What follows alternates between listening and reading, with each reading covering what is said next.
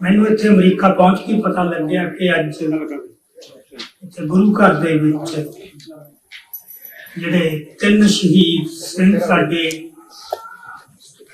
ਜਿਹੜੇ ਦੇਸ਼ ਤੋਂ ਬਾਹਰ ਬਗਾਨੀਆਂ ਧਰਤੀਆਂ ਉੱਤੇ ਜਾ ਕੇ ਸ਼ਹੀਦ ਹੋਏ, ਉਹਨਾਂ ਦਾ ਸ਼ਹੀਦੀ, ਉਹਨਾਂ ਦੀ ਯਾਦ ਦੇ ਵਿੱਚ ਸ਼ਹੀਦੀ ਸਮਾਗਮ ਕੀਤਾ ਜਾ ਰਿਹਾ ਹੈ।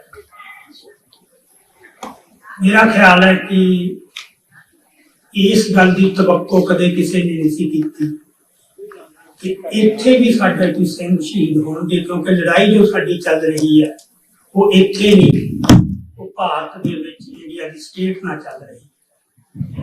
ਉੱਥੇ ਸ਼ਹਾਦਤਾਂ ਹੋਈਆਂ,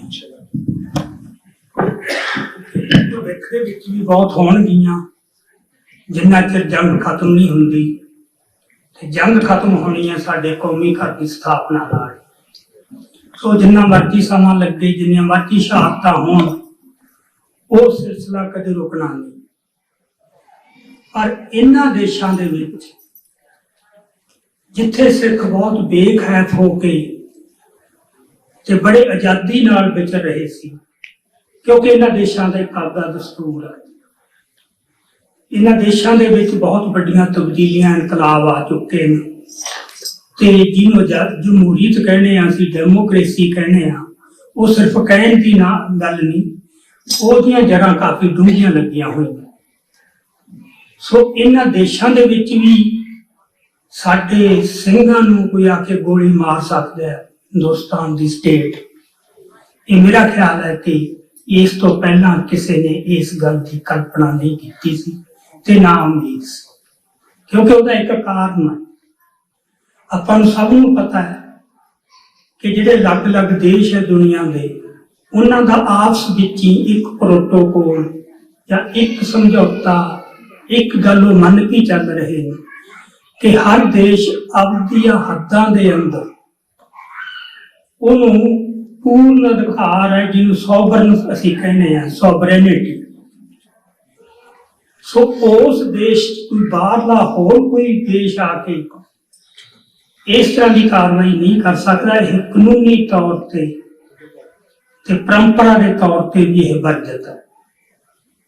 ਇਸ ਕਰਕੇ ਇਹ ਤੋਂ ਪਹਿਲਾਂ ਜਦੋਂ ਉੱਥੇ ਇੰਨੀ ਜੰਗ ਚੱਲ ਰਹੀ ਸੀ ਤੇ ਹਜ਼ਾਰਾਂ ਦੀ ਗਿਣਤੀ 'ਚ ਸਿੰਘ ਸਾਡੇ ਸ਼ਹੀਦ ਹੋ ਰਹੇ ਸੀ, ਇੱਥੇ ਬੈਠੇ ਇਹਨਾਂ ਮੁਲਕਾਂ 'ਚ, ਖਾਸ ਕਰਕੇ ਪੱਛਮ ਦੇ ਮੁਲਕਾਂ 'ਚ, ਸਿੱਖ ਬੜੇ ਬੇਖੌਫ ਹੋ ਕੇ ਇੱਥੋਂ ਦੇ ਜੋ ਸੰਵਿਧਾਨ ਹੈ, ਇੱਥੇ ਜੋ ਆਜ਼ਾਦੀਆਂ ਦਿੱਤੀਆਂ ਗਈਆਂ, ਉਹਦੀ ਉਹ ਪੂਰੀ ਵਰਤੋਂ ਕਰਦੇ ਹੋਏ ਇੱਥੇ ਆਪਣੀ ਗੱਲ ਬੜਾ ਖੁੱਲ੍ਹ ਕੇ ਤੇ ਆਜ਼ਾਦ ਰੂਪ 'ਚ ਕਹਿ ਲੈਂਦੇ ਸੀ।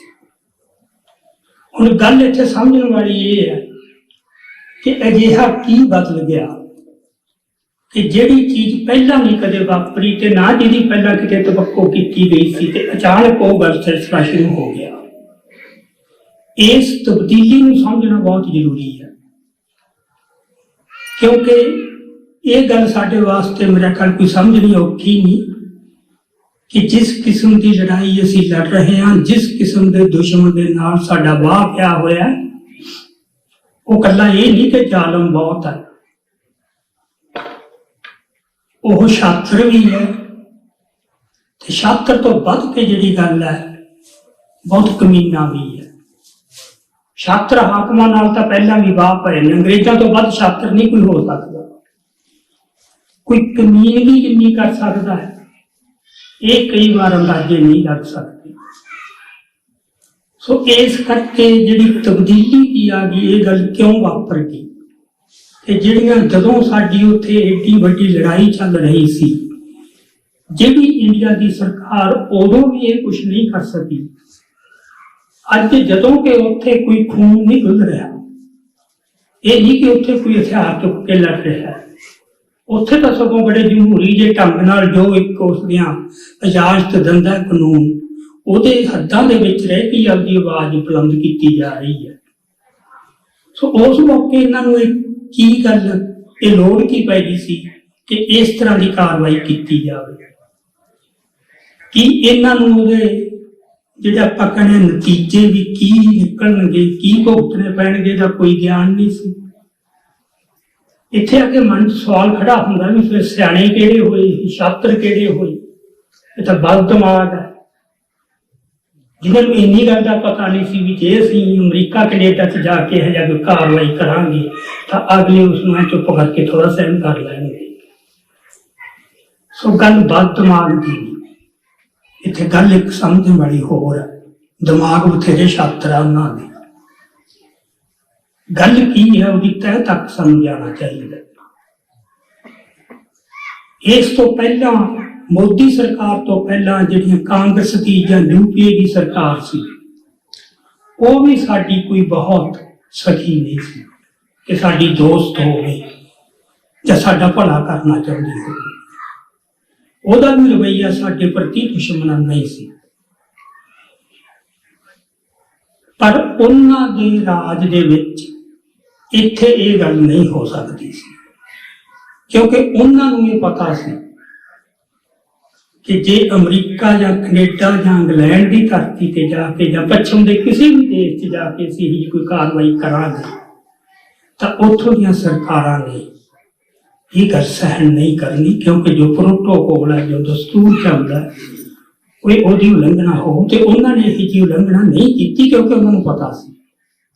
ਪਤਾ ਇਹਨਾਂ ਨੂੰ ਵੀ ਸੀ, ਇਹ ਨਹੀਂ ਕਿ ਇਹਨਾਂ ਨੂੰ ਕੋਈ ਪਤਾ ਨਹੀਂ, ਪਰ ਇਹ ਕਹਿ ਲਓ ਕਿ ਇਹਨਾਂ ਨੇ ਪਰਵਾਹ ਨਹੀਂ ਕੀਤੀ। ਹੁਣ ਜਿਹੜੀ ਇਹ ਸੋਚ ਹੈ ਕਿ ਕੋਈ ਪਰਵਾਹ ਹੀ ਨਾ ਕਰਨੀ, ਇਹ ਮਾਰਕੇਬਾਜ਼ੀ ਕਿੱਥੋਂ ਆਉਂਦੀ ਹੈ? ਇਹਦੇ ਚੋਂ ਸਮਝਣ ਵਾਲੀ ਗੱਲ ਜਿਹੜੀ ਬੁਨਿਆਦੀ ਉਹ ਇਹ ਹੈ ਕਿ ਜਿਹੜੀ UPA ਸਰਕਾਰ ਸੀ ਜਾਂ ਮਨਮੋਹਨ ਸਿੰਘ ਦੀ ਸੀ ਜਾਂ ਰਾਜੀਵ ਗਾਂਧੀ ਦੀ ਸੀ ਕਾਂਗਰਸ ਦੀ, ਉਹ ਵੀ ਆਪਾਂ ਇਹ ਨਹੀਂ ਕਹਿ ਸਕਦੇ ਕਿ ਬਹੁਤ ਧਰਮ ਨਿਰਪੱਖ ਸੀ। ਹੈ ਉਹ ਵੀ ਹਿੰਦੂਤਵ ਦੀ ਨੂੰ ਪ੍ਰਮੋਟ ਹੀ ਕਰਦੇ ਸੀ, ਪਰ ਉਹਨੂੰ ਆਪਾਂ ਕਹਿੰਦੇ ਸੀ ਸੌਫਟ ਹਿੰਦੂਇਜ਼ਮ। ਬੜੇ ਨਰਮ ਜਿਹੇ ਤਰੀਕੇ ਨਾਲ ਉਹ ਉਸ ਗੱਲ ਨੂੰ ਅੱਗੇ ਲਿਜਾਂਦੇ ਸੀ। ਇਹ ਜਿਹੜੀ BJP ਹੈ ਜਾਂ ਮੋਦੀ ਹੈ, ਇਹਨਾਂ ਦੀ ਜੋ ਮਾਨਸਿਕਤਾ ਹੈ, ਇਹ ਸੌਫਟ ਨਹੀਂ। ਇਹ ਉਸੇ ਵਿਚਾਰਧਾਰਾ ਨੂੰ ਬਹੁਤ ਅਗਰੈਸਿਵਲੀ ਤੇ ਓਪਨਲੀ ਤੇ ਐਰੋਗੈਂਟਲੀ ਅੱਗੇ ਲਿਜਾਣਾ ਚਾਹੁੰਦੇ। ਸੋ ਜਿਹੜੇ ਇਸ ਤਰ੍ਹਾਂ ਦੇ ਬੰਦੇ ਹੁੰਦੇ ਨੇ ਜਿਨ੍ਹਾਂ ਦੇ ਵਿੱਚ ਐਰੋਗੈਂਸ ਹੋਵੇ, ਇੰਨਾ ਅਗਰੈਸ਼ਨ ਹੋਵੇ, ਉਹਨਾਂ ਦੀ ਇੱਕ ਕਮਜ਼ੋਰੀ ਹੁੰਦੀ ਹੈ ਕਿ ਉਹ ਕਦੇ ਵੀ ਆਪਣੀ ਤਾਕਤ ਤੇ ਆਪਣੀ ਹੈਸੀਅਤ ਦਾ ਠੀਕ ਅਨੁਮਾਨ ਨਹੀਂ ਲਾ ਸਕਦੇ। ਆਹੀ ਉਹਨਾਂ ਦੀ ਕਮਜ਼ੋਰੀ ਹੁੰਦੀ ਹੈ, ਜਿੱਥੋਂ ਉਹਨਾਂ ਦੀ ਫਿਰ ਅਖੀਰ ਨੂੰ ਹਾਰ ਹੁੰਦੀ ਹੈ ਜਾਂ ਮੌਤ ਹੁੰਦੀ ਹੈ। ਕਿਉਂਕਿ ਜੰਗ ਦਾ ਇਹ ਇੱਕ ਅਸੂਲ ਹੈ ਕਿ ਜਿਹੜੀ ਵੀ ਧਿਰ ਆਪਦੀ ਤਾਕਤ ਦਾ ਸਹੀ ਅਨੁਮਾਨ ਨਾ ਲਾ ਸਕੇ ਤੇ ਕੋਈ ਇਹੋ ਜਿਹਾ ਕਦਮ ਚੁੱਕ ਲੇ ਜਿਹਦੇ ਜੋਗੀ ਉਹ ਹੋਵੇ ਨਾ, ਜਿਹਦੇ ਉਹ ਨਿਭ ਨਾ ਸਕੇ, ਫਿਰ ਉਹਨੂੰ ਉਹਦਾ ਨੁਕਸਾਨ ਝੱਲਣਾ ਪੈਂਦਾ। ਸੋ ਜਿੱਥੇ ਆਪਾਂ ਸੌਫਟ ਹਿੰਦੂਇਜ਼ਮ ਤੇ ਹਾਰਡ ਹਿੰਦੂਇਜ਼ਮ ਦੀ ਗੱਲ ਕਰਦੇ ਹਾਂ, ਜਿੰਨੇ ਵੀ ਨਰਮ ਦਲੀਏ ਹੁੰਦੇ ਨੇ, ਉਹਨਾਂ ਦੀ ਇੱਕ ਉਹਨਾਂ ਦੇ ਵਿੱਚ ਗੁਣ ਲੱਛਣ ਹੁੰਦਾ ਹੈ ਕਿ ਉਹਨਾਂ ਨੂੰ ਆਪਦੀ ਤਾਕਤ ਤੇ ਹੈਸੀਅਤ ਉਹਦਾ ਸਹੀ ਅਨੁਮਾਨ ਹੁੰਦਾ। ਪਰ ਜਿੰਨੇ ਵੀ ਬੰਦੇ ਗਰਮ ਹੋਣਗੇ, ਉਬਲਦੇ, ਭਾਵੇਂ ਨਫ਼ਰਤ ਨਾਲ ਭਾਵੇਂ ਕਿਸੇ ਵੀ ਚੀਜ਼ ਨਾਲ, ਉਹ ਗਰਮ ਮਿਜਾਜ ਬੰਦੇ ਦਾ ਇਹ ਇੱਕ ਕਮਜ਼ੋਰੀ ਹੁੰਦੀ ਹੈ, ਉਹ ਆਪਦੀ ਤਾਕਤ ਤੇ ਆਪਦੀ ਹੈਸੀਅਤ ਦਾ ਹਮੇਸ਼ਾ ਹੀ ਵਧਵਾ ਅਨੁਮਾਨ।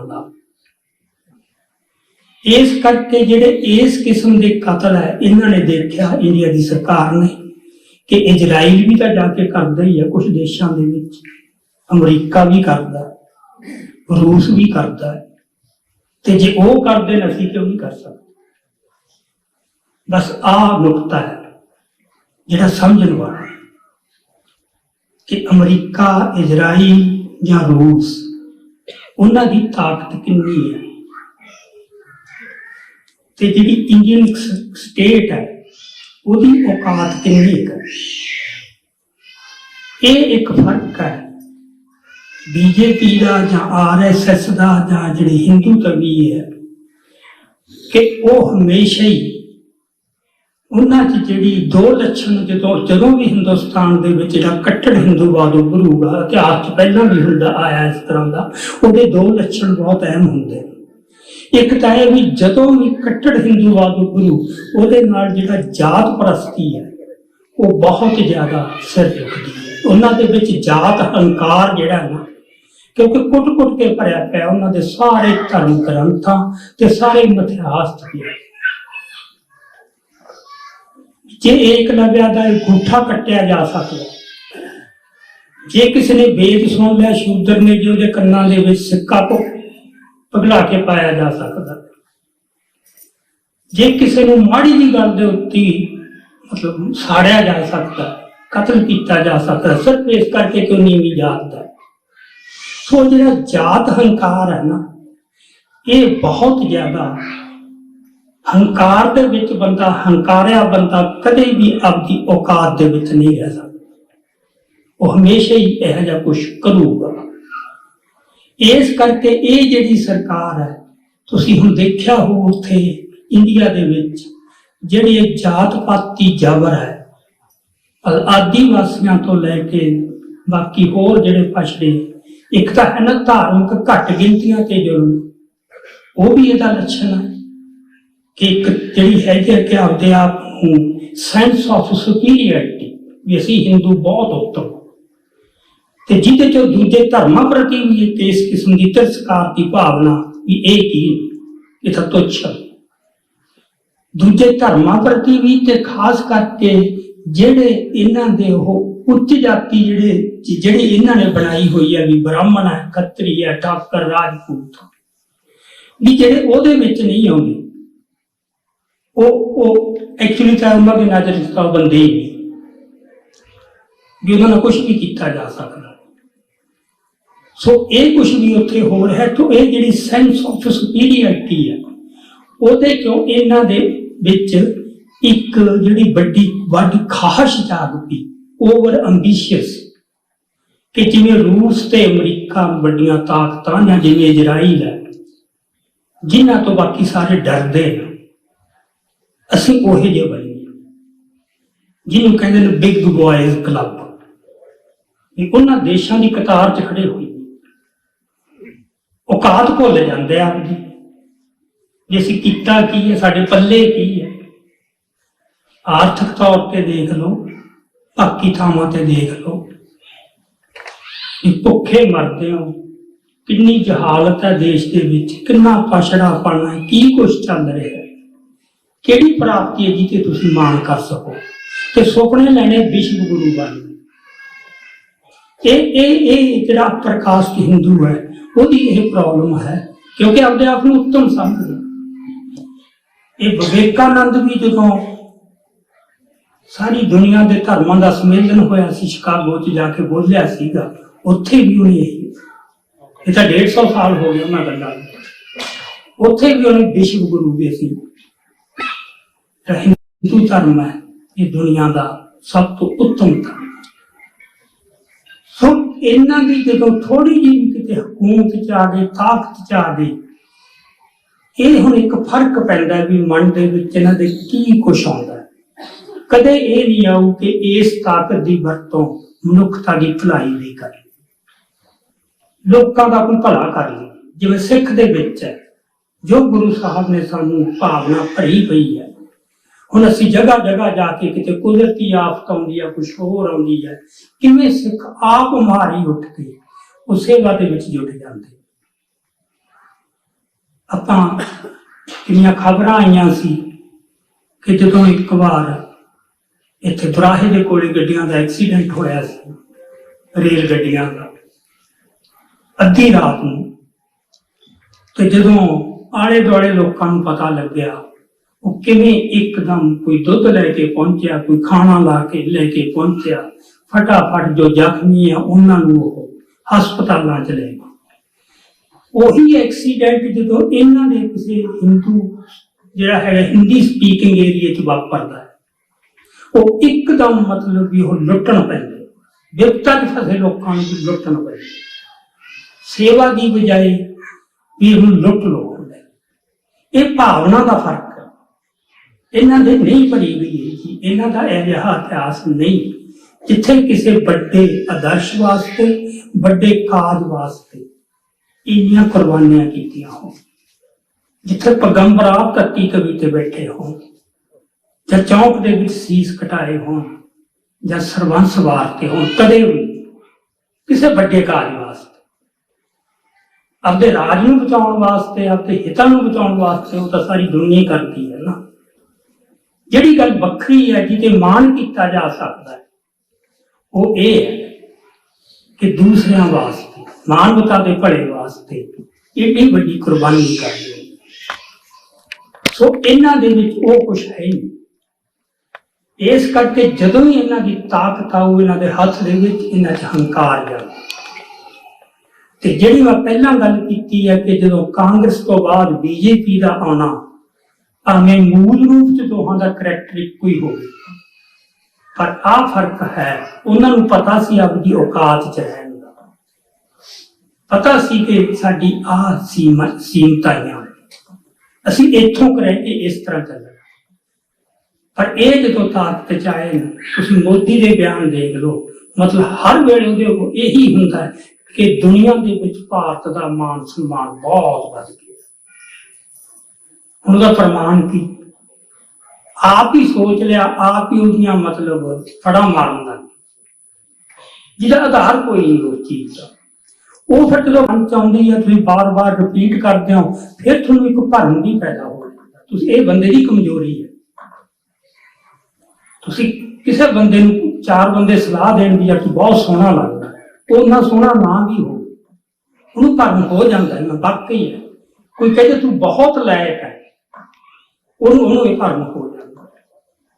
ਕੋਈ ਕਹਿੰਦੇ ਤੂੰ ਬਹੁਤ ਸੋਹਣਾ ਲਿਖਦਾ ਹੈ, ਤੂੰ ਬਹੁਤ ਸੋਹਣਾ ਬੋਲਦਾ ਹੈ, ਉਹਨਾਂ ਭਾਵੇਂ ਨਾ ਵੀ ਹੋਵੇ, ਪਰ ਉਹਨੂੰ ਭਰਮ ਹੋ ਜਾਂਦਾ ਹੈ। ਸੋ ਮੇਰਾ ਕਹਿਣ ਤੋਂ ਇਹ ਭਾਵ ਹੈ ਕਿ ਇਹਨਾਂ ਨੂੰ ਇਹ ਭਰਮ ਹੋ ਗਿਆ ਸੀ, ਜਾਂ ਅਜੇ ਵੀ ਹੈ, ਅਜੇ ਪੂਰਾ ਨਹੀਂ ਟੁੱਟਿਆ, ਕਿ ਅਸੀਂ ਦੂਜੇ ਦੇਸ਼ਾਂ ਵਰਗੇ ਨਾ, ਜਿਹੜੇ ਤਾਕਤਵਰ ਦੇਸ਼, ਜਿਹਨੂੰ ਬਿਗ ਬॉयਜ਼ ਕਲੱਬ ਕਹਿੰਦੇ ਨੇ, ਕਿ ਅਸੀਂ ਅਮਰੀਕਾ ਤੇ ਇਜ਼ਰਾਈਲ ਤੇ ਰੂਸ, ਇਹਨਾਂ ਦੇਸ਼ਾਂ ਵਾਂਗੂ ਅਸੀਂ ਆਪਦੀ ਤਾਕਤ ਦਾ ਇੱਕ ਜਿਵੇਂ ਹੁੰਦਾ ਨਾ ਲੋਹਾ ਮਨਵਾਉਣਾ ਦੁਨੀਆ ਤੋਂ, ਇਹ ਇਹਨਾਂ ਦੇ ਮਨ ਦੇ। ਹੁਣ ਜੇ ਤਾਂ ਉਹਦਾ ਕੋਈ ਆਧਾਰ ਹੋਵੇ ਫਿਰ ਤਾਂ ਚਲੋ ਕੋਈ ਗੱਲ ਨਹੀਂ, ਜਦੋਂ ਆਧਾਰ ਨਹੀਂ ਤਾਂ ਇਹ ਗੱਲ ਪੁੱਠੀ ਪੈਂਦੀ ਹੈ। ਆਪਣੀ ਔਕਾਤ ਭੁੱਲ ਜਾਣੀ, ਇਹ ਹਮੇਸ਼ਾ ਹੀ ਬੰਦੇ ਵਾਸਤੇ, ਬੰਦਾ ਹੋਵੇ, ਕੋਈ ਦੇਸ਼ ਹੋਵੇ, ਕੌਮ ਹੋਵੇ, ਔਕਾਤ 'ਚ ਨਾ ਰਹਿਣਾ, ਉਹ ਫਿਰ ਮਾਰ ਖਾਣੀ। ਸੋ ਮੇਰਾ ਕਹਿਣ ਤੇ ਭਾਵ ਸੀ ਕਿ ਜਿਹੜੀਆਂ ਗੱਲਾਂ ਅਸੀਂ ਪਹਿਲਾਂ ਇੱਥੇ ਕਦੇ ਸੋਚੀਆਂ ਨਹੀਂ ਸੀ, ਜਾਂ ਤਵੱਕੋ ਨਹੀਂ ਸੀ ਕਿ ਇੱਥੇ ਵੀ ਇਹ ਹੋ ਸਕਦਾ, ਉਹਦਾ ਕਾਰਨ ਇਹ ਸੀ ਕਿ ਸਾਨੂੰ ਪਤਾ ਸੀ ਕਿ ਦੁਨੀਆ ਇਹ ਚੱਲਦੀ ਹੈ, ਇੱਕ ਦੂਜੇ ਦੇ ਦੇਸ਼ 'ਚ ਜਾ ਕੇ ਇਸ ਤਰ੍ਹਾਂ ਨਹੀਂ ਹੁੰਦਾ। ਚਲੋ ਪਾਕਿਸਤਾਨ 'ਚ ਗੱਲ ਸਮਝ ਆਉਂਦੀ, ਕਿਉਂਕਿ ਜੇ ਅਮਰੀਕਾ ਕਿਤੇ ਕਰਦਾ, ਜਾਂ ਇਜ਼ਰਾਈਲ ਕਰਦਾ, ਜਾਂ ਰੂਸ ਕਰਦਾ, ਇਹਨਾਂ ਕੋਲ ਤਾਕਤ ਹੈ, ਇਹਨਾਂ ਦਾ ਕੋਈ ਕੁਛ ਕਰ ਨਹੀਂ ਸਕਦਾ। ਤੇ ਜਿਹਦੇ ਕੋਲ ਤਾਕਤ ਨਹੀਂ ਹੈ ਨਹੀਂ, ਤੇ ਪੰਗਾ ਜਾ ਕੇ ਲੈਣਾ, ਮਤਲਬ ਉਹਨਾਂ ਦੇਸ਼ਾਂ 'ਚ, ਖਾਸ ਕਰਕੇ ਅਮਰੀਕਾ ਤੇ ਕੈਨੇਡਾ ਦੇ ਵਿੱਚ ਆ ਕੇ, ਜਾਂ ਇੰਗਲੈਂਡ ਦੇ ਵਿੱਚ ਇਹੀਆਂ ਕਾਰਵਾਈਆਂ ਕਰਨੀਆਂ, ਉਹ ਫਿਰ ਪੁੱਠੀਆਂ ਪੈਣੀਆਂ। ਸੋ ਮੈਨੂੰ ਇਹ ਲੱਗਦਾ ਕਿ ਇਹ ਜੋ ਸਾਡੇ 3 ਸਿੰਘ ਸ਼ਹੀਦ ਹੋਏ ਨੇ, ਭਾਈ ਪਰਮਜੀਤ ਸਿੰਘ ਪੰਜਵੜ, ਭਾਈ ਹਰਦੀਪ ਸਿੰਘ ਨਿੱਜਰ ਤੇ ਭਾਈ ਅਵਤਾਰ ਸਿੰਘ ਖੰਡਾ, ਇਹਨਾਂ ਪ੍ਰਤੀ ਆਪਾਂ 2 ਤਰ੍ਹਾਂ ਦੇ ਦ੍ਰਿਸ਼ਟੀਕੋਣ ਅਪਣਾਓ। ਇੱਕ ਤਾਂ ਇਹ ਕਿ ਸਾਡੀਆਂ ਇੰਨੀਆਂ ਕੀਮਤੀ ਜ਼ਿੰਦਗੀਆਂ ਦਾ ਚਲੇ ਜਾਣਾ, ਇਹਦਾ ਅਫਸੋਸ ਹੁੰਦੇ ਕਿ ਕੋਈ ਆਮ ਬੰਦੇ ਨਹੀਂ ਸੀ, ਉਹਨਾਂ ਨੇ ਬਹੁਤ ਕੁਛ ਜ਼ਿੰਦਗੀ 'ਚ ਕੀਤਾ ਹੋਇਆ ਸੀ, ਤੇ ਜੇ ਕਰਨਾ ਸੀ ਬਹੁਤ ਕੁਛ, ਬੜੀਆਂ ਸੁਭਾਵਨਾਵਾਂ ਸੀ, ਤੇ ਇਹ ਜਿਹੇ ਸਿੰਘ ਰੋਜ਼-ਰੋਜ਼ ਪੈਦਾ ਨਹੀਂ ਹੁੰਦੇ। ਇਸ ਪੱਖੋਂ ਤਾਂ ਆਪਾਂ ਕਹਿ ਸਕਦੇ ਹਾਂ ਵੀ ਸਾਨੂੰ ਨਾ ਪੂਰਾ ਹੋਣ ਵਾਲਾ ਘਾਟਾ। ਇੱਕ ਤਾਂ ਇਹ ਦ੍ਰਿਸ਼ਟੀਕੋਣ ਹੈ, ਇੱਕ ਇਹ ਹੈ ਕਿ ਇਹਨਾਂ ਸ਼ਹਾਦਤਾਂ ਨੇ ਸਾਡੇ ਵਾਸਤੇ ਹਾਲਤ ਸਾਜ਼ਗਾਰ ਕਿੰਨੇ ਪੈਦਾ ਕਰ, ਤੇ ਸਾਡਾ ਦੁਸ਼ਮਣ ਉਹ ਅੱਜ ਦੁਨੀਆ ਦੀਆਂ ਨਜ਼ਰਾਂ 'ਚ, ਇਹਨਾਂ ਦੇਸ਼ਾਂ ਦੀਆਂ ਨਜ਼ਰਾਂ 'ਚ, ਕਿਉਂਕਿ ਸਾਨੂੰ ਜਿਹੜੀ ਗੱਲ ਦਾ ਘਾਟਾ ਸੀ, ਜਿਹੜੀ ਗੱਲ ਦੀ ਸਾਨੂੰ ਤੋਟ ਮਹਿਸੂਸ ਹੋ ਰਹੀ ਸੀ, ਜਦੋਂ ਸਾਡਾ ਉੱਥੇ ਸੰਘਰਸ਼ ਜਿਹੜਾ ਆਪਣੇ ਦਰਬਾਰ ਸਾਹਿਬ ਤੇ ਹਮਲੇ ਤੋਂ ਬਾਅਦ ਚੱਲਿਆ, ਜਦੋਂ ਉਹ ਪੀਕ ਤੇ ਸੀ, ਜਦੋਂ ਆਪਾਂ ਇਹ ਕਹਿ ਲਓ ਕਿ ਤਕਰੀਬਨ ਰਾਤ ਨੂੰ ਸਿੰਘਾਂ ਦਾ ਰਾਜ ਹੁੰਦਾ ਸੀ ਪੰਜਾਬ ਵਿੱਚ, ਤੇ ਇਹ ਇਹਨਾਂ ਨੇ ਆਪਣੀਆਂ ਕਿਤਾਬਾਂ ਦੇ ਵਿੱਚ ਮੰਨਿਆ, ਇਹਨਾਂ ਦੇ ਸਿਆਣੇ ਬੰਦਿਆਂ ਨੇ ਬਾਅਦ ਚ, ਕਿ ਬਿਲਕੁਲ ਜਿੱਤ ਦੇ ਕਿਨਾਰੇ ਤੱਕ ਪਹੁੰਚੇ ਪਏ ਸੀ। ਸਿਰਫ ਇਹ ਸੀ ਕਿ ਬਾਹਰੋਂ ਕੋਈ ਉਹੀ ਜਿਹੀ ਮਦਦ, ਕਿਉਂਕਿ ਜਦੋਂ ਕੋਈ ਨਵਾਂ ਦੇਸ਼ ਬਣਦਾ ਉਹ ਆਮ ਹਾਲਤਾਂ 'ਚ ਨਹੀਂ ਬਣਦਾ ਕਦੇ। ਹਮੇਸ਼ਾ ਹੀ ਜਦੋਂ ਦੇਸ਼ ਟੁੱਟਦੇ ਨੇ, ਸਾਮਰਾਜ ਟੁੱਟਦੇ ਨੇ, ਨਵੇਂ ਦੇਸ਼ ਹੋਂਦ ਚਾਹੁੰਦੇ ਨੇ, ਉਹ ਹਾਲਤਾਂ ਆਮ ਨਹੀਂ ਹੁੰਦੀਆਂ, ਉਹ ਬੜੀਆਂ ਅਸਧਾਰਨ ਹੁੰਦੀਆਂ, ਕੌਮਾਂਤਰੀ ਉਥਲ ਪੁਥਲ ਹੁੰਦੀ ਹੈ। ਸੋਵੀਅਤ ਯੂਨੀਅਨ ਟੁੱਟਿਆ, ਦੇਖੋ ਉਹਦੇ ਵਿੱਚੋਂ ਕਿੰਨੇ ਦੇਸ਼ ਨਿਕਲੇ, ਪਰ ਸੋਵੀਅਤ ਯੂਨੀਅਨ ਹੋਰ ਕਿਸੇ ਨਾਰਮਲ ਪ੍ਰੋਸੈਸ ਤੋਂ ਥੋੜਾ ਟੁੱਟ ਗਿਆ। ਅਫਗਾਨਿਸਤਾਨ ਦੇ ਵਿੱਚ ਉਹਨਾਂ ਨੇ ਜੋ ਮਾਰਕੇਬਾਜ਼ੀ ਕੀਤੀ, ਪੰਗਾ ਲਿਆ ਜਾ ਕੇ, ਉੱਥੋਂ ਜਿਵੇਂ ਉਹਨਾਂ ਨੂੰ ਮੂੰਹ ਦੀ ਖਾਣੀ ਪਈ, ਜਿਵੇਂ ਸਾਰੀ ਸੱਤਿਆ ਨਿਚੋੜਤੀ ਉਹਨਾਂ ਨੂੰ ਅਫਗਾਨੀ ਜੁਝਾਰੂਆਂ ਨੇ ਉਹਨਾਂ ਦੀ, ਤੇ ਜਿਹਦੇ ਕਰਕੇ ਉਹ ਇੰਨਾ ਕਮਜ਼ੋਰ ਹੋ ਗਿਆ ਕਿ ਉਦੋਂ ਬਾਅਦ ਉਹ ਟੁੱਟ ਗਿਆ। ਸੋਵੀਅਤ ਯੂਨੀਅਨ ਟੁੱਟ ਗਿਆ, ਜਿਵੇਂ ਆਪਾਂ ਕਹਿੰਦੇ ਆ ਝੋਟਾ ਮਰ ਜੇ ਤਾਂ ਜੂਆਂ ਨਾਲ ਹੀ ਮਰ ਜਾ। ਯੂਗੋਸਲਾਵੀਆ ਤੋਂ 7 ਦੇਸ਼ ਨਿਕਲੇ, ਚੈਕੋਸਲੋਵਾਕੀਆ ਪਹਿਲਾਂ ਇਕੱਠਾ ਸੀਗਾ, ਫਿਰ ਉਹ ਚੈੱਕ ਸਲੋਵਾਕ ਤੇ ਰੂਸ ਦੇ ਵਿੱਚੋਂ ਪਤਾ ਹੀ ਤੁਸੀਂ ਗਿਣਤੀ ਦਾ ਕਰ ਲਓ ਕਿੰਨੇ, ਤੇ ਅਜੇ ਹੋਰ ਪਤਾ ਨਹੀਂ ਕਿੰਨੇ ਨਿਕਲਣ। ਸੋ ਇਹ ਹੁੰਦਾ ਹੈ ਕਿ ਜਦੋਂ ਹਾਲਤ ਇਹੋ ਜਿਹੇ ਬਣ ਜਾਣ ਕੌਮਾਂਤਰੀ ਤੌਰ ਤੇ, ਤਾਂ ਉਦੋਂ ਜਾ ਕੇ ਇਸ ਤਰ੍ਹਾਂ ਦਾ ਮੌਕਾ ਪੈਦਾ ਹੁੰਦਾ ਹੈ। ਨਹੀਂ ਆਮ ਹਾਲਤ 'ਚ ਜਿਹੜੇ ਵੱਡੇ ਦੇਸ਼ ਨੂੰ ਛੇਤੀ ਕੀਤਿਆਂ ਟੁੱਟਦੇ ਨੇ, ਜਿੰਨੀਆਂ ਮਰਜ਼ੀ ਕੁਰਬਾਨੀਆਂ ਕਰੀ ਚੱਲੋ, ਉਹ ਜਿੱਤ ਉਸ ਤਰ੍ਹਾਂ ਹਾਸਲ ਨਹੀਂ ਹੁੰਦੀ। ਉਹਦੇ ਵਾਸਤੇ ਇੱਕ ਸਾਜ਼ਗਾਰ ਮੌਕਾ ਆਉਂਦਾ ਜ਼ਰੂਰ ਹੈ, ਬਸ ਉਹ ਤੇ ਅੱਖ ਰੱਖਣੀ ਹੁੰਦੀ ਹੈ। ਜਿਵੇਂ ਇੱਕ ਬੜੇ ਵਿਦਵਾਨ ਨੇ ਲਿਖਿਆ, ਇਤਿਹਾਸ ਦੇ ਨੇ ਲਿਖਿਆ, ਤਾਂ ਉਹਨੇ ਅੱਜ ਤੋਂ 150 ਸਾਲ ਪਹਿਲਾਂ ਸੀ, ਉਹਨੇ ਦੁਨੀਆ ਦੇ ਇਤਿਹਾਸ ਨੂੰ ਪੜ੍ਹ ਕੇ ਇਹ ਕਿਹਾ ਸੀ, ਕਹਿੰਦਾ ਵੀ ਕਦੇ ਕਦੇ ਇਹੋ ਜਿਹੇ ਮੌਕੇ ਆਉਂਦੇ ਨੇ ਇਤਿਹਾਸ 'ਚ, ਜਦੋਂ ਦਰਜਨਾਂ ਹੀ ਤਾਜ ਜਿਹੜੇ ਸੜਕਾਂ ਤੇ ਰੋਲੇ ਫਿਰਦੇ ਹੁੰਦੇ ਆ, ਬਸ ਚੱਕਣ ਵਾਲਾ ਕੋਈ ਚਾਹੀਦਾ। ਤਾਜ ਰੁਲਦੇ ਜ਼ਰੂਰ ਹੈ, ਸਾਰਾ ਇਤਿਹਾਸ ਗਵਾਹ, ਕਦੇ ਵੀ ਨਹੀਂ ਆਪਾਂ ਦੇਖੇ ਹੀ ਆ ਕਿੱਡੇ ਕਿੱਡੇ ਔਰੰਗਜ਼ੇਬ ਦਾ ਕਿਹੜਾ ਰਾਜ ਸੀ। ਔਰੰਗਜ਼ੇਬ ਦਾ ਕਿਉਂ ਬਾਹਰ ਆਪਾਂ ਦੇਖ ਲਓ ਕਿੱਡੇ ਕਿੱਡੇ ਸਾਮਰਾਜ, ਸਾਰੇ ਬਰਤਾਨੀਆ ਸਾਮਰਾਜ, ਜਿੱਥੇ ਕਹਿੰਦੇ ਸੂਰਜ ਨਹੀਂ ਸੀ ਡੁੱਬਦਾ ਕਦੇ, ਅੱਜ ਕੀ ਹੈ। ਆਹ ਤਾਜ਼ੇ ਇਤਿਹਾਸ 'ਚ ਆਪਣੀ ਸੋਵੀਅਤ ਯੂਨੀਅਨ ਐਡੀ ਵੱਡੀ ਤਾਕਤ ਸੀ, ਤੇ ਅੱਜ ਕੀ ਬਣ ਕੇ ਰਹਿ ਗਿਆ। ਸੋ ਤਾਜ ਰੁਲਦੇ ਸੜਕਾਂ ਤੋਂ, ਪਰ ਗੱਲ ਆ ਹੈ ਕਿ ਜੇ ਚੱਕਣ ਵਾਲੇ ਕੋਈ ਨਾ ਹੋਵੇ ਫਿਰ ਕੀ ਬਣ ਸਕਦਾ। ਸੋ ਇਹ ਹੁਣ ਸਾਡੇ ਤੇ ਹੈ ਕਿ ਅਸੀਂ ਚੱਕਣ ਜੋਗੇ ਬਣੀਏ, ਤੇ ਚੱਕਣ ਜੋਗੇ ਇਕੱਲੇ ਬੋਲਣ ਨਾਲ ਨਹੀਂ ਬਣ ਸਕਦੇ, ਸੋਚਣ ਨਾਲ ਨਹੀਂ, ਚਾਹਣ ਨਾਲ ਨਹੀਂ। ਉਹਦੇ ਵਾਸਤੇ ਕੁਛ ਕਰਨਾ ਪੈਂਦਾ। ਜੋ ਕੁਛ ਕਰਨਾ ਪੈਂਦਾ ਹੈ ਉਹਦੇ 'ਚ ਬਹੁਤ ਵੱਡੀ ਇੱਕ ਜਿਹੜੀ ਚੀਜ਼ ਹੈ ਕਿ ਬਿਨਾਂ ਕਿਸੇ ਮਜ਼ਬੂਤ ਕੌਮੀ ਜਥੇਬੰਦੀ ਤੋਂ ਕੋਈ ਵੀ ਜੰਗ ਜਿੱਤੀ ਨਹੀਂ ਜਾ ਸਕਦੀ। ਦੁਸ਼ਮਣ ਜਿੰਨਾ ਮਰਜ਼ੀ ਕਮਜ਼ੋਰ ਹੋ ਜਾਏ, ਉਹ ਫਿਰ ਆਪਦਾ ਸੈੱਟ ਕਰ ਲੈਂਦੇ, ਆਪਦੇ ਸਾਰੇ ਵਿਰੋਧ ਫਿਰ ਵੀ ਉਹ ਹੱਲ ਕਰ ਲੈਂਦੇ ਨੇ। ਸੋ ਸਾਡੀ ਜਿਹੜੀ ਕੌਮ ਹੈ ਉਹ ਆਪਦੀਆਂ ਜਿਹੜੀਆਂ ਖਾਮੀਆਂ, ਜਿਹੜੀਆਂ ਕਮਜ਼ੋਰੀਆਂ, ਜਿਹੜੀਆਂ ਕਰਨ ਗੋਚਰੇ ਕੰਮ ਪਏ, ਉਹਨਾਂ ਦੀ ਸਹੀ ਪਛਾਣ ਕਰਕੇ ਕੋਈ ਕਦਮ ਚੁੱਕਦੇ ਆ ਕਿ ਨਹੀਂ ਚੁੱਕਦੇ। ਕਿਉਂਕਿ ਜਿਹੜੀ ਪ੍ਰਾਪੇ ਗੰਡੇ ਦੀ ਭਾਸ਼ਾ ਹੈ ਉਹ ਸਾਨੂੰ ਆਪਦੇ ਵੱਲ ਦੇਖਣ ਨਹੀਂ ਦਿੰਦੀ ਕਿ ਸਾਡੀਆਂ ਕਮਜ਼ੋਰੀਆਂ ਕਿੱਥੇ ਪਈਆਂ, ਅਸੀਂ ਕੀ ਕਰਨਾ ਹੈ। ਇੱਕ ਜਿਹੜਾ ਗੰਭੀਰਤਾ ਨਾਲ ਸੋਚਣਾ ਹੁੰਦਾ ਹੈ, ਉਹ ਸੋਚਣ ਦਾ ਅਮਲ ਨਹੀਂ ਚੱਲਦਾ। ਜਦੋਂ ਅਸੀਂ ਸਿਰਫ ਪ੍ਰਾਪੇ ਗੰਡੇ ਦੀ ਭਾਸ਼ਾ ਦੇ ਵਿੱਚ ਹੀ ਵੱਡੇ ਵੱਡੇ ਸ਼ਬਦ ਬੋਲਦੇ ਆ, ਉਹ ਠੀਕ ਹੈ, ਵਕਤੀ ਤੌਰ ਤੇ ਹੌਸਲਾ ਤੇ ਉਤਸ਼ਾਹ ਭਰਨ ਵਾਸਤੇ ਜ਼ਰੂਰੀ ਹੁੰਦੇ ਹਨ, ਪਰ ਸਾਡੇ ਕੋਲੇ ਜਿੰਨਾ ਚਿਰ ਤੇ ਇਹੋ ਜੀ ਕੌਮੀ ਜਥੇਬੰਦੀ ਨਹੀਂ ਹੋ ਤੇ ਉਹਦੀ ਇੱਕ ਟੀਮ ਨਹੀਂ ਹੋਊਗੀ, ਇਕੱਲਾ ਇੱਕ ਵਿਅਕਤੀ ਨਹੀਂ। ਇਹ ਗੱਲ ਮੈਂ ਫੇਰ ਮੈਂ ਹੋਰ ਬਹੁਤ ਥਾਵਾਂ ਤੇ ਵੀ ਵਾਰ-ਵਾਰ ਦੁਹਰਾਇਆ, ਇਹ ਸਾਡੇ 'ਚ ਇੱਕ ਕਮਜ਼ੋਰੀ ਆ ਗਈ ਕਿ ਗੁਰੂ ਸਾਹਿਬ ਨੇ ਸਾਨੂੰ ਜੋ ਇੱਕ ਦਿੱਤਾ ਸੀ ਪੰਜ ਪ੍ਰਧਾਨੀ ਸਿਸਟਮ। ਜਦੋਂ ਬਾਬਾ ਬੰਦਾ ਸਿੰਘ ਬਹਾਦਰ ਨੂੰ ਵੀ ਤੋਰਿਆ ਦੱਖਣ ਤੋਂ, ਤਾਂ ਸਭ ਆਪਾਂ ਭੁੱਲ ਜਾਂਦੇ ਹਾਂ ਕਿ ਉਹਨਾਂ ਦੇ ਨਾਲ 5 ਸਿੰਘ ਜਿਹੜੇ ਸੀਗੇ ਉਹ ਵੀ ਭੇਜੇ। ਤੇ ਜਦੋਂ ਵੀ ਕੋਈ ਫੈਸਲਾ ਕਰਨਾ, ਅਹਿਮ ਫੈਸਲਾ ਕਰਨਾ ਹੈ, ਤਾਂ ਉਹ ਬੈਠ ਕੇ ਇਸ ਪਰੰਪਰਾ, ਇਸ ਯੁੱਗ ਰਾਹੀਂ ਕੀਤਾ ਜਾਵੇ। ਸੋ ਕਿਸੇ ਇੱਕ ਵਿਅਕਤੀ ਨੂੰ ਮਤਲਬ ਇੰਨਾ ਬਣਾ ਲੈਣਾ, ਇਹ ਠੀਕ ਹੈ, ਵਿਅਕਤੀ ਦਾ ਰੋਲ ਬਹੁਤ ਹੁੰਦਾ। ਅਸੀਂ ਦੇਖ ਹੀ ਲਿਆ ਸੰਤ ਜਰਨੈਲ ਸਿੰਘ ਭਿੰਡਰਾਂਵਾਲੇ ਨੇ, ਪਰ ਉਹਨਾਂ ਦੇ ਨਾਲ ਇੱਕ ਟੀਮ ਸੀ ਬਹੁਤ ਤਕੜੀ।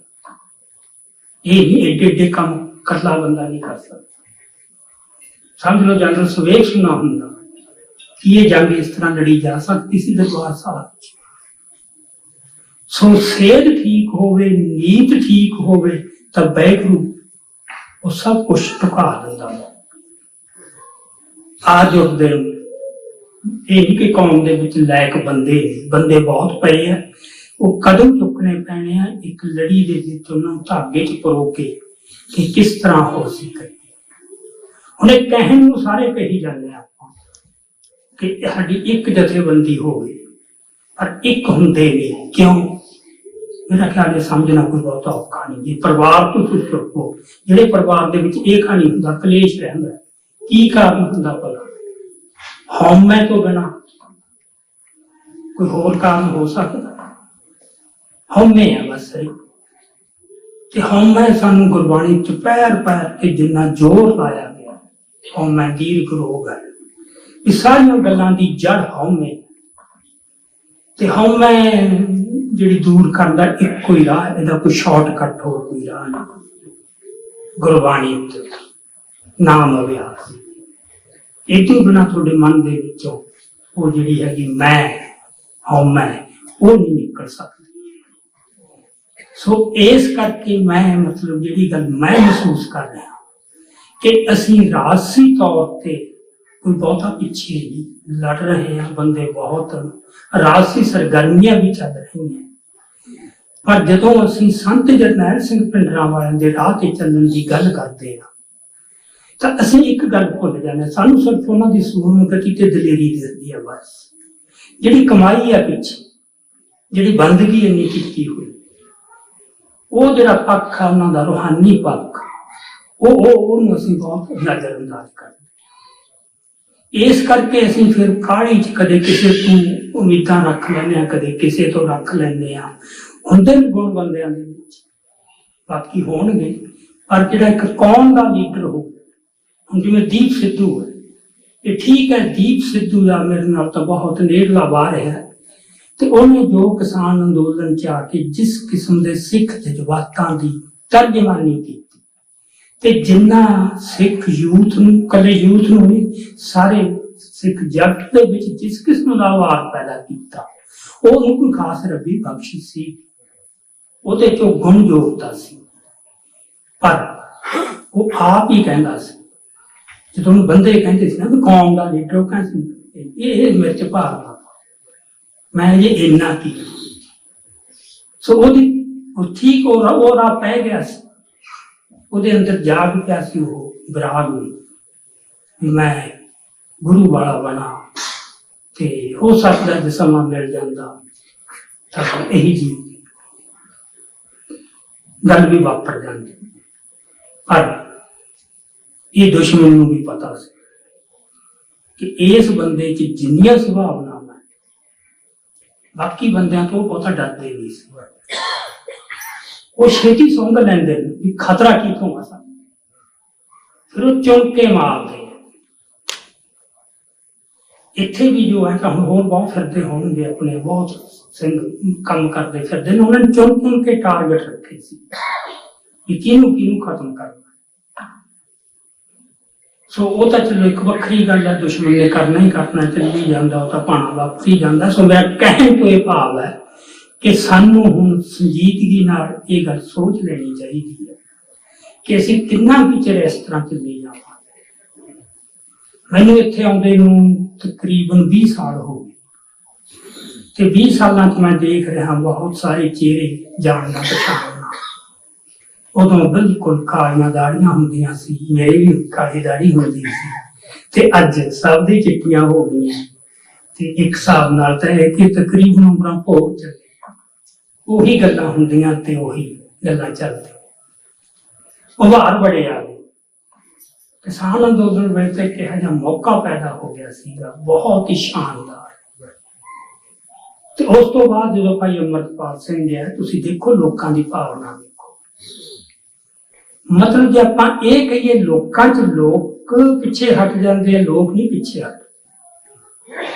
ਜਦੋਂ ਉਹਨਾਂ ਨੂੰ ਮਾੜੀ ਜਿਹੀ ਵੀ ਉਮੀਦ ਦਿਸਦੀ ਹੈ ਕਿ ਇਹ ਬੰਦਾ ਸਾਡੀ ਕੌਮ ਵਾਸਤੇ, ਸਾਡੇ ਧਰਮ ਵਾਸਤੇ ਕੁਝ ਕਰ ਰਿਹਾ ਜਾਂ ਕਰ ਸਕਦਾ, ਉਹ ਤਾਂ ਆਪਦਾ ਸਭ ਕੁਝ ਨਿਸ਼ਾਵਰ ਕਰ ਦਿੰਦਾ। ਲੋਕਾਂ ਨੇ ਕਦੇ ਲੋਕ ਪਿੱਛੇ ਨਹੀਂ ਹਟੇ। ਤੇ ਜਿਹੜਾ ਇਹ ਹੈ ਕਿ ਅਸੀਂ ਵੋਟਾਂ ਪਾ ਕੇ ਦਿਖਾ ਦਈਏ ਦੁਸ਼ਮਣ ਨੂੰ ਵੀ ਫਿਰ ਸਾਡੀ ਤਾਕਤ ਕਿੰਨੀ ਹੈ, ਮੈਨੂੰ ਲੱਗਦਾ ਇਹਦੀ ਬਜਾਏ ਇਹਨੂੰ ਹੋਰ ਤਰ੍ਹਾਂ ਦੇਖਣਾ ਚਾਹੀਦਾ ਕਿ ਵੋਟਾਂ ਦਾ ਜਿਹੜਾ ਮੈਦਾਨ ਆ ਨਾ, ਉਹ ਤਾਂ ਬੜਾ ਫਰਿਸ਼ਟ ਹੈ। ਉੱਥੇ ਤਾਂ ਤੁਸੀਂ ਉਹਨਾਂ ਜਿੰਨੀਆਂ ਸ਼ਰਾਬਾਂ ਨਹੀਂ ਪਿਆ ਸਕਦੇ, ਜਾਂ ਜਿਵੇਂ ਉਹ ਕਰਦੇ ਨੇ ਉਸ ਤਰ੍ਹਾਂ ਨਹੀਂ ਕਰ ਸਕਦੇ। ਇਹੀ ਜਿਹੀ ਗੇਮ 'ਚ ਤੁਸੀਂ ਆਪਦਾ ਇੰਨਾ ਕੁਛ ਦਾ ਤੇ ਕਿਉਂ ਲਾਉਣੇ ਹੋ ਜਿਹੜਾ ਤੁਸੀਂ ਨਹੀਂ ਕਰ ਸਕਦੇ? ਜਾਂ ਤਾਂ ਫਿਰ ਉਹ ਜਿਹੇ ਬਣ ਜਾਓ, ਤੇ ਉਹ ਜਿਹੇ ਬਣ ਕੇ ਫਿਰ ਫਾਇਦਾ ਕੀ, ਫਿਰ ਫਰਕ ਵੀ ਕੀ ਰਹਿ ਗਿਆ, ਫਿਰ ਜਿੱਤੇ ਕੀ ਹਾਰੇ। ਸੋ ਜਿੱਥੇ ਇਹ ਹੈ ਨਾ ਵੀ ਅਸੀਂ ਦਿਖਾ ਦਈਏ ਵੀ ਅਸੀਂ ਕਿੱਥੇ ਖੜੇ ਹਾਂ, ਤੁਸੀਂ ਇਹ ਸੋਚਿਓ ਆਪਾਂ ਇਹ ਕਸਰ ਛੱਡੀ ਹੈ ਕਿਤੇ। 26 ਜਨਵਰੀ ਨੂੰ ਕਿਸਾਨ ਅੰਦੋਲਨ ਵੇਲੇ ਕੋਈ ਕਸਰ ਰਹਿ ਗਈ ਸੀ? ਲੱਖਾਂ ਦੇ ਕਾਫਲੇ ਕਿਵੇਂ ਉਡਾਉਂਦੇ ਤੁਰੇ ਗਏ ਬੈਰੀਕੇਡਾਂ ਨੂੰ, ਐ ਜਿਵੇਂ ਤਾਸ਼ ਦੇ ਪੱਤੇ ਹੁੰਦੇ ਨੇ, ਕਿੱਡੇ ਕਿੱਡੇ ਉਹਨਾਂ ਨੇ ਬੈਰੀਕੇਡ ਬਣਾਏ ਸੀਗੇ। ਉਹ ਤਾਕਤ ਦਾ ਦਿਖਾਵਾ ਨਹੀਂ ਸੀ ਕਿਤੇ। ਫਿਰ ਲਾਲ ਕਿਲੇ ਤੇ ਜਾ ਕੇ ਆਖਰਾਂ ਦੀ ਇੱਕ ਤੇ ਜਾ ਕੇ ਨਿਸ਼ਾਨ ਸਾਹਿਬ ਚਲਾਉਣਾ, ਇਹ ਕੋਈ ਛੋਟੀ ਗੱਲ ਸੀਗੀ?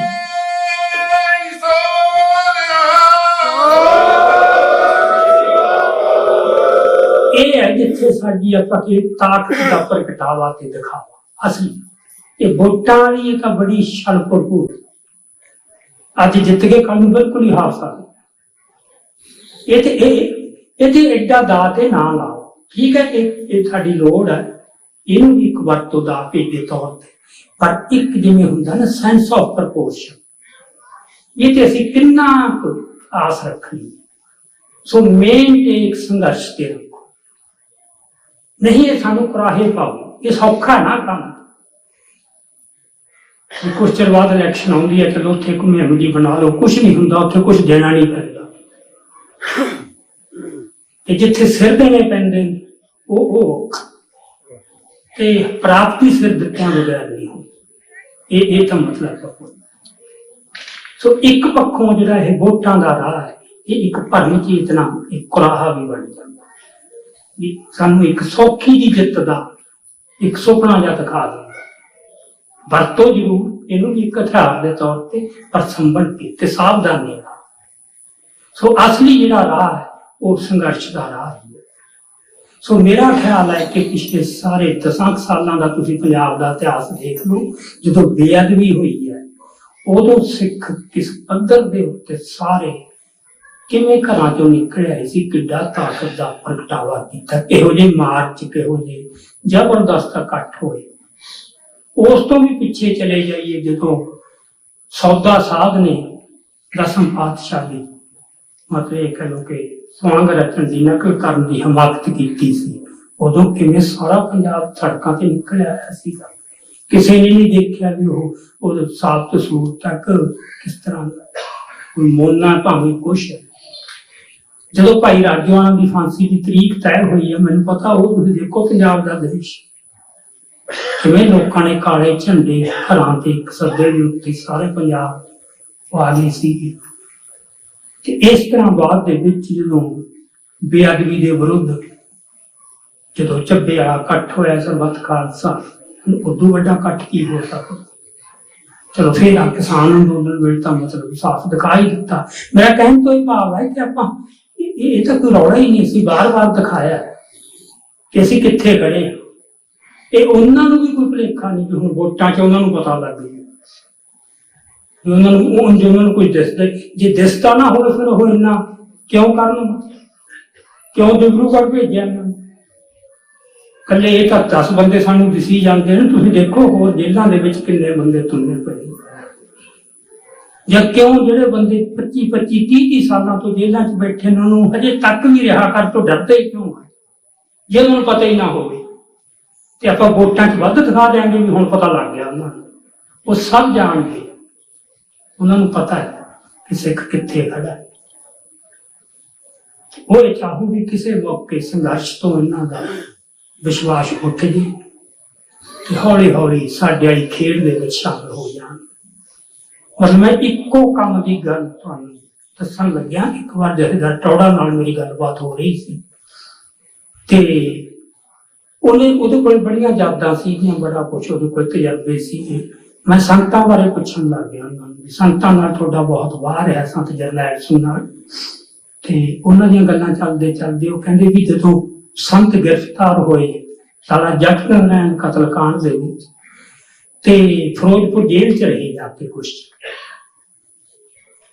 ਤੇ ਜਦੋਂ ਫਿਰ ਉੱਥੋਂ ਰਿਹਾ ਹੋ ਕੇ ਆਏ ਉਦੋਂ ਸੰਤਾਂ ਦਾ ਜਿਸ ਕਿਸਮ ਦਾ ਸਵਾਗਤ ਹੋਇਆ ਜਗ੍ਹਾ ਜਗ੍ਹਾ, ਸਾਰੇ ਦੇਸ਼ 'ਚ, ਪੰਜਾਬ 'ਚ ਤਾਂ ਹੋਣਾ ਹੀ ਸੀ, ਸਾਰੇ ਬੰਬੇ ਤੱਕ।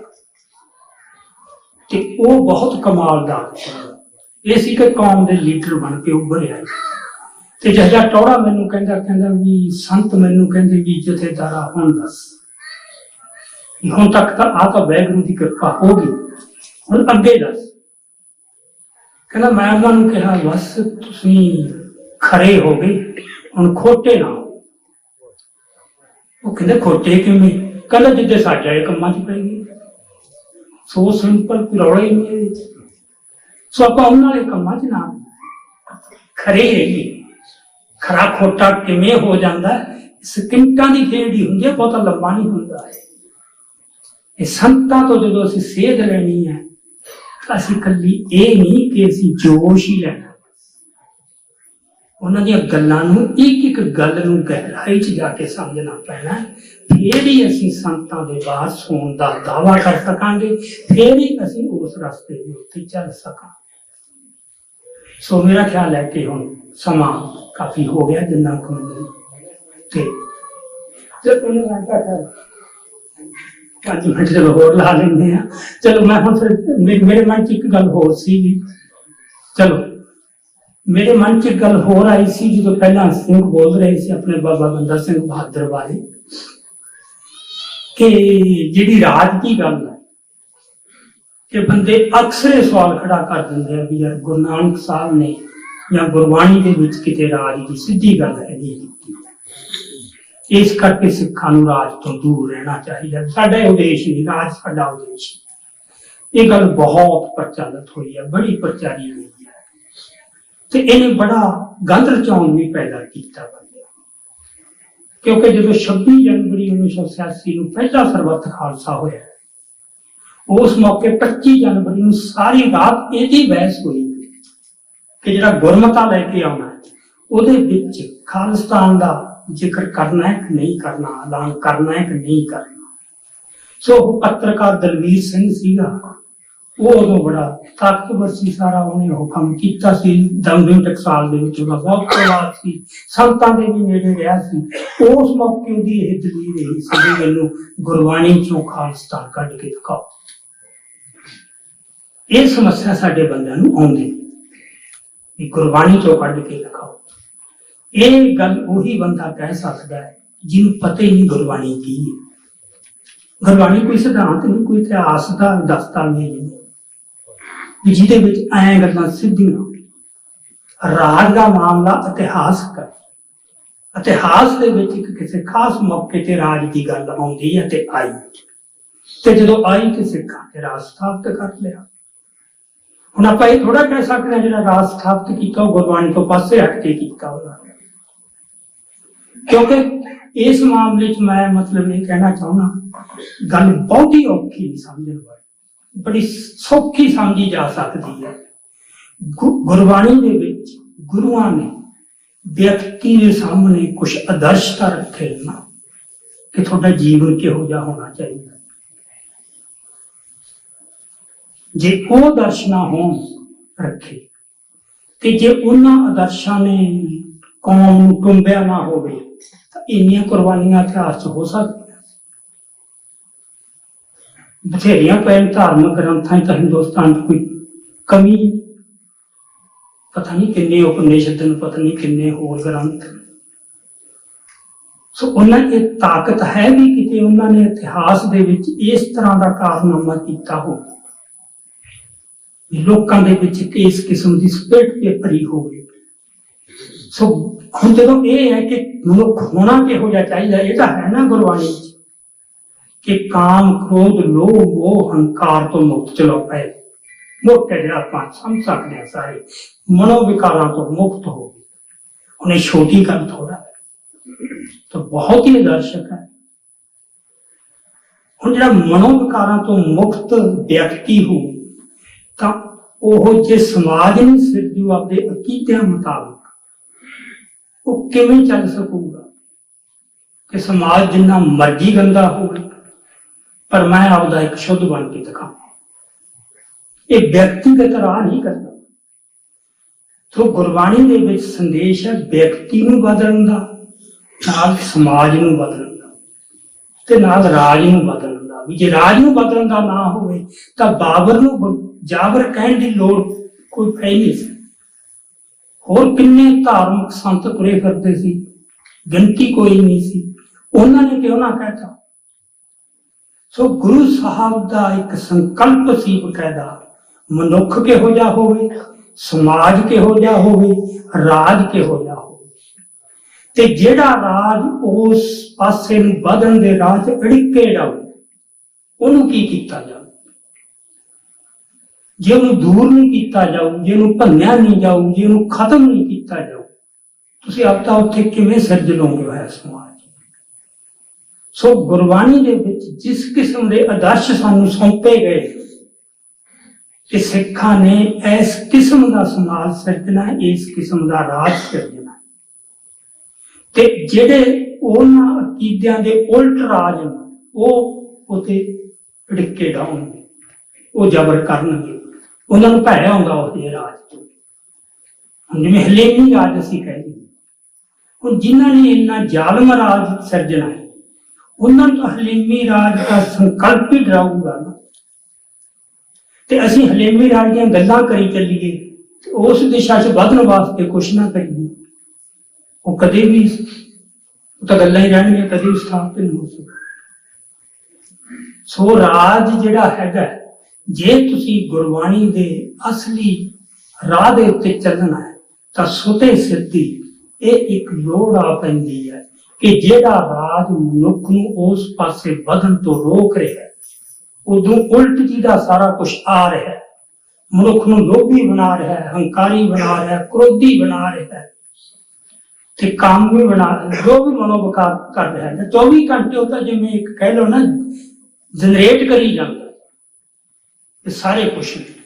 ਉਹ ਸੋਮੇ ਨੂੰ ਖਤਮ ਕਰਨਾ ਬਹੁਤ ਜ਼ਰੂਰੀ ਹੈ। ਇਹ ਰਾਜ ਨੂੰ ਖਤਮ ਕਰਕੇ ਇੱਕ ਅਜਿਹਾ ਰਾਜ ਸਿਰਜਿਆ ਜਾਵੇ ਜਿਹੜਾ ਇਹ ਯਕੀਨੀ ਬਣਾਵੇ ਕਿ ਜੋ ਗੁਰਬਾਣੀ ਦੇ ਵਿੱਚ ਜਿਸ ਕਿਸਮ ਦੇ ਰਾਜ ਤੇ ਸਮਾਜ ਦੀ ਕਲਪਨਾ ਕੀਤੀ ਗਈ ਹੈ ਉਹ ਕੀਤਾ ਜਾਵੇ। ਜੇ ਇਹ ਛੁਪਿਆ ਹੋਇਆ ਸੰਦੇਸ਼ ਗੁਰਬਾਣੀ 'ਚ ਨਾ ਹੁੰਦਾ ਤਾਂ ਖਾਲਸਾ ਸਾਜਣ ਦੀ ਲੋੜ ਭਲਾ ਕੀ ਪਏਗੀ। ਜਿਵੇਂ ਗੱਲ ਤੁਰੀ ਹੁੰਦੀ ਸੀ, ਤੁਰੀ ਹੁੰਦੀ।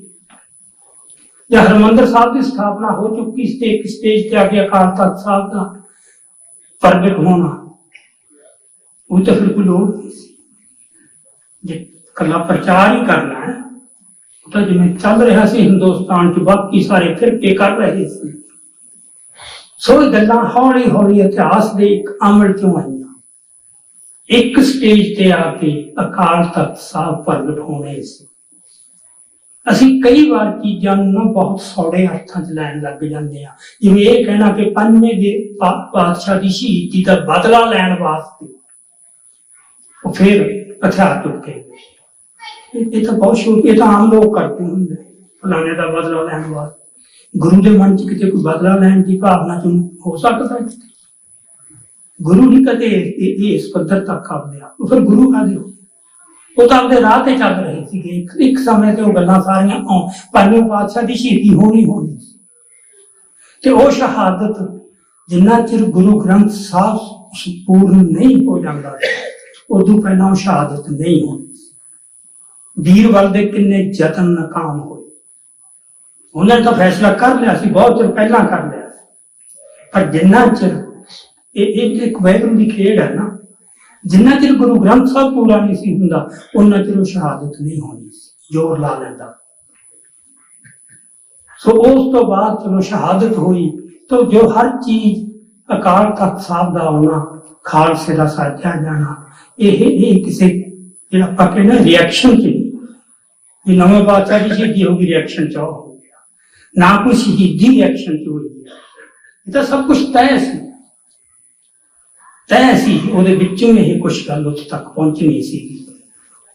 ਸੋ ਇਸ ਕਰਕੇ ਅਸੀਂ ਮਤਲਬ ਇਸ ਕਿਸਮ ਦੇ ਭੁਲੇਖਿਆਂ ਜਾਂ ਉਹਨਾਂ ਦੀ ਝਵੇਲ ਨਾ ਪਈਏ, ਆਪਾਂ ਸਪਸ਼ਟ ਹੋ ਕੇ ਚੱਲੀਏ, ਨਹੀਂ ਫਿਰ ਸਾਡੇ ਕਿਹੜੇ ਇਤਿਹਾਸ ਤੇ ਅਸੀਂ ਮਾਣ ਕਰਾਂਗੇ। ਮਹਾਰਾਜ ਰਣਜੀਤ ਸਿੰਘ ਦੇ ਨਾਲ ਤਾਂ ਸਾਨੂੰ ਕੀ ਅਸੀਂ ਉਹਦੇ ਉੱਤੇ ਮਤਲਬ ਮਾਣ ਕਰ ਸਕਾਂਗੇ। ਇਹ ਹੈ ਕਿ ਗੁਰਬਾਣੀ ਦੇ ਮੁਤਾਬਕ ਆਏ ਨੇ, ਗੁਰੂਆਂ ਨੇ ਤਾਂ ਰੋਕਿਆ ਹੋਇਆ ਸੀ, ਉਹਨੇ ਕਿਤੇ ਬਣਾ ਲਿਆ। ਇਹ ਸਾਡੇ ਨਾਲ ਉਹਨਾਂ ਨੂੰ ਕਿਤੇ ਵੱਧ ਉਦੋਂ ਜਿਹੜਾ ਸਿੱਖ ਸੀ ਨਾ, ਸਿੱਖ ਦੀ ਜਿਹੜੀ ਅੱਜ ਦੀ ਕਮਜ਼ੋਰੀ ਆ, ਉਹਦੀ ਜੜ ਉੱਥੇ ਪਈ ਹੈ ਕਿ ਉਦੋਂ ਸਿੱਖ ਗੁਰੂ ਦੇ ਵੱਧ ਨੇੜੇ ਸੀ। ਕਿ ਗੁਰੂ ਨਹੀਂ ਵੀ ਜਿਸਮਾਨੀ ਤੌਰ ਤੇ ਮੌਜੂਦ ਸੀ, ਤਾਂ ਜੋ ਹਿਰਦੇ ਦੇ ਵਿੱਚ ਦਿਲ 'ਚ ਜੋ ਬਿੰਬ ਸੀ ਗੁਰੂ ਦਾ, ਉਹ ਬਹੁਤ ਸੱਜਰਾ ਸੀ। ਉਹਨਾਂ ਨੂੰ ਪਤਾ ਸੀ ਗੁਰੂ ਕੀ ਹੈ। ਸਮਾਂ ਲੰਘਦਾ ਗਿਆ, ਉਹ ਬਿੰਬ ਧੁੰਦਲਾ ਹੁੰਦਾ, ਉਹਦੇ 'ਚ ਬੜਾ ਕੁਛ ਮਿਲਾਵਟਾਂ ਹੋ ਗਈਆਂ। ਸੋ ਅੱਜ ਅਸੀਂ ਭਾਵੇਂ ਮੱਥੇ ਵੀ ਟੇਕੀਏ, ਸ਼ਹੀਦ ਆਪਣੇ ਗੁਰਪੁਰਬ ਵੀ ਮਨਾ ਲਈਏ, ਪਰ ਇਹ ਵੀ ਜੋ ਸਾਡੇ ਮਨ 'ਚ ਗੁਰੂ ਦਾ ਬਿੰਬ ਹੈ, ਉਹ ਕਿੰਨਾ ਪਿਓਰ ਹੈ, ਉਹ ਕਿੰਨਾ ਅਸਲੀ ਹੈ। ਸੋ ਇਸ ਕਰਕੇ ਮੈਂ ਇੱਕ ਗੁਜ਼ਾਰਿਸ਼ ਕਰਦਾ ਕਿ ਜਦੋਂ ਕਿਸੇ ਵਿਅਕਤੀ ਦੀ ਤੁਸੀਂ ਵਡਿਆਈ ਵੀ ਜਾਂ ਉਪਮਾ ਵੀ ਕਰ ਰਹੇ ਹੋ, ਕਦੇ ਭੁੱਲ ਕੇ ਵੀ ਗੁਰੂ ਨਾਲ ਤੁਲਨਾ ਨਾ ਕਰੋ, ਭੁੱਲ ਕੇ ਵੀ। ਪ੍ਰਾਕਾ ਸਿੰਘ ਗੁਰੀ ਬਹੁਤ ਬੈਸਟ ਸਮਝਦਾਰ ਨੂੰ, ਪਰ ਅੱਜ ਮੈਨੂੰ ਲੱਗਦਾ ਹੈ ਕਿ ਇੱਕ ਔਕਾਈ ਹੋਈ ਹੈ, ਸ਼ਾਇਦ ਤੁਸੀਂ ਵੀ ਨੋਟ ਕੀਤੀ ਹੋ, ਬਈ ਮੇਰੇ ਬੋਲਾਂ ਨੂੰ ਜ਼ਫਰਨਾਮੇ ਨਾਲ ਤੁਲਨਾ ਕਰਨੀ, ਇਹ ਭੁੱਲ ਕੇ ਵੀ ਨਹੀਂ ਹੋਣੀ ਚਾਹੀਦੀ। ਭੁੱਲ ਕੇ ਜਿੱਥੇ ਅਸੀਂ ਇਹ ਕਰਨ ਲੱਗ ਪਏ ਨਾ, ਅਸੀਂ ਆਪਣੇ ਬੰਦਿਆਂ ਦੀ ਤੁਲਨਾ ਗੁਰੂਆਂ ਨਾਲ ਕਰਨ ਲੱਗ ਗਏ। ਬਸ ਤਾਂ ਮਹਾਨ ਸ਼ਖਸੀਅਤਾਂ ਨਾਲ ਵੀ ਨਾ ਕਰੋ, ਕਦੇ ਵੀ ਨਾ ਕਰੋ। ਜੇ ਅਸੀਂ ਕੋਈ ਆਵੇ ਕਹੇ ਮੈਂ ਮਣੀ ਸਿੰਘ ਵਰਗਾ ਜੀ, ਮੈਂ ਬੰਦਾ ਸਿੰਘ ਬਹਾਦਰ ਵਰਗਾ, ਉਹ ਐਵੇਂ ਨਹੀਂ ਸੀ ਪੈਦਾ ਹੋ, ਉਹ ਕੋਈ ਐਵੇਂ ਦੀਆਂ ਚੀਜ਼ਾਂ ਨਹੀਂ ਸੀ ਤੁਲਨਾ ਵਾਲੀਆਂ। ਉਹ ਭੈ ਰੱਖੋ ਮਨ 'ਚ, ਭਉ ਤੇ ਭੈ। ਜਿੱਦੇ ਗੁਰੂ ਦਾ ਭੈ ਕਿਹਾ, ਭਉ ਵੀ ਜਾਓ। ਫਿਰ ਸਿੱਖ ਕੋਲ ਕੁਛ ਹੋਏ। ਸਿੱਖ ਦੀ ਤਾਕਤ ਇਸੇ ਗੱਲ 'ਚ, ਗੁਰੂ ਦੇ ਭਉ ਤੇ ਭੈ 'ਚ ਰਹਿਣਾ। ਸੋ ਇੰਨੀਆਂ ਵਿਚਾਰਾਂ ਪ੍ਰਵਾਨ ਕਰਨੀਆਂ, ਬਾਕੀ ਫਿਰ ਮੌਕਾ ਮਿਲੂਗਾ, ਫਿਰ ਵਿਚਾਰਾਂ ਸਾਂਝੀਆਂ ਕਰਾਂਗੇ।